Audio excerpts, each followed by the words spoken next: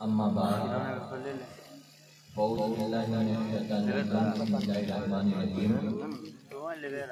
قال اللہ تعالی تبارک مولانا مجید والفرقان المجید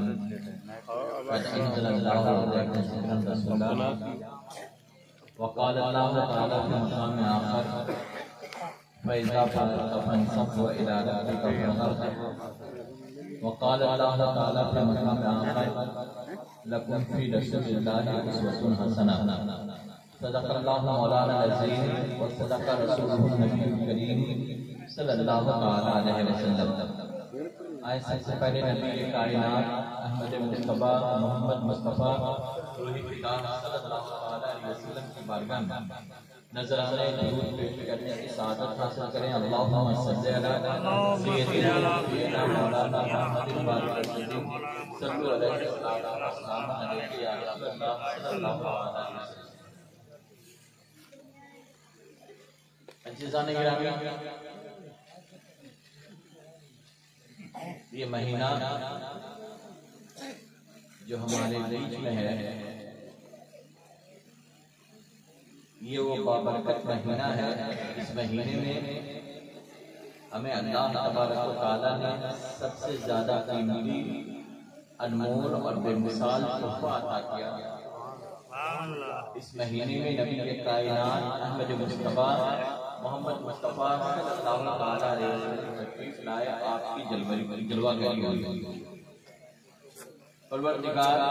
نبی پاک صلی اللہ تعالیٰ علیہ وسلم کے آنے کے تعلق سے فرما رہا ہے قد انزل اللہ علیکم ذکرا رسولا، کہ اللہ نے تمہارے درمیان ایک ایسے رسول کو اتارا جس کی بات اور جس کا تذکرہ، جس کی یادیں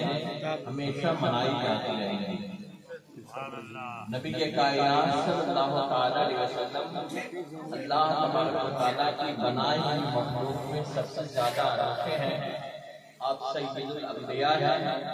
آپ تمام مخلوق میں سب سے افضل ہیں۔ اللہ تبارک و تعالیٰ نے آپ کو بے مثل بے نظیر بنایا۔ اللہ تبارک و تعالیٰ نے آپ کو اتنے مقام اور اتنی بلندیاں دینے کے باوجود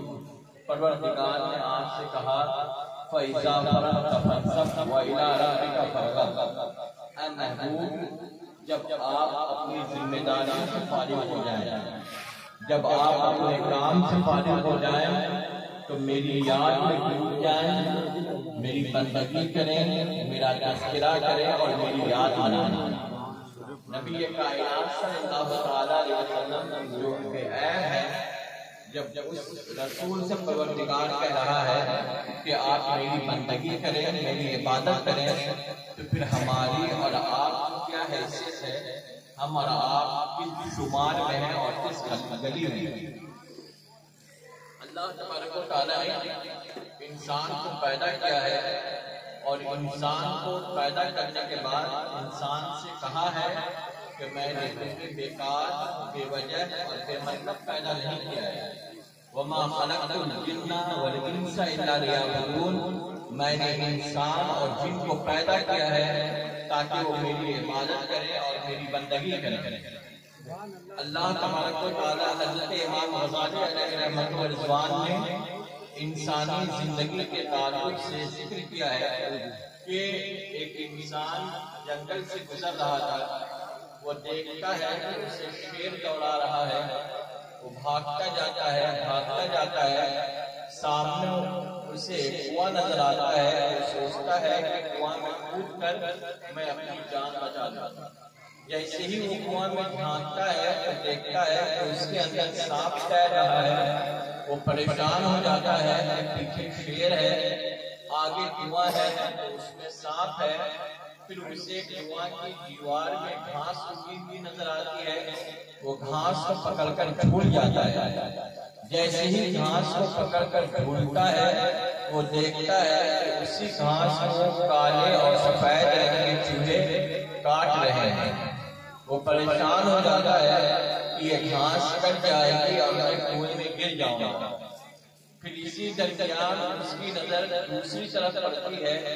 دیکھتا ہے کہ اس میں شہد کا چھتا ہے، وہ انگلی ڈالتا ہے اور شہد کو چاٹتا ہے، اور جب شہد کو چاٹتا ہے تو اس سے پھر یہ خیال ہی نہیں رہتا ہے کہ اسے شیر دوڑا رہا ہے، جس کنویں میں ہے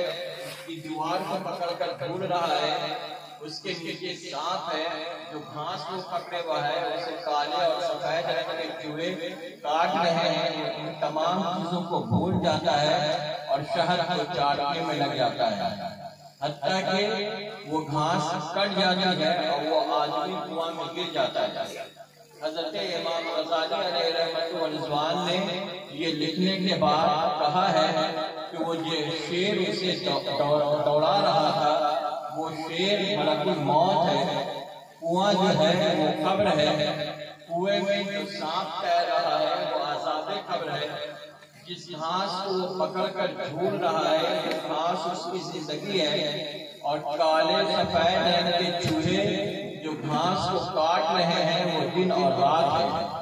اور وہ شہد کا چکلا جو اسے چاٹ رہا ہے وہ چاٹ کر کے تمام چیزوں کو بھول گیا، وہ دنیا کے مزے ہیں، دنیا کی لذتیں ہیں اور دنیا کے خواہشات ہیں۔ تو آج انسان کی زندگی اسی طرح سے انسان گزار رہا ہے،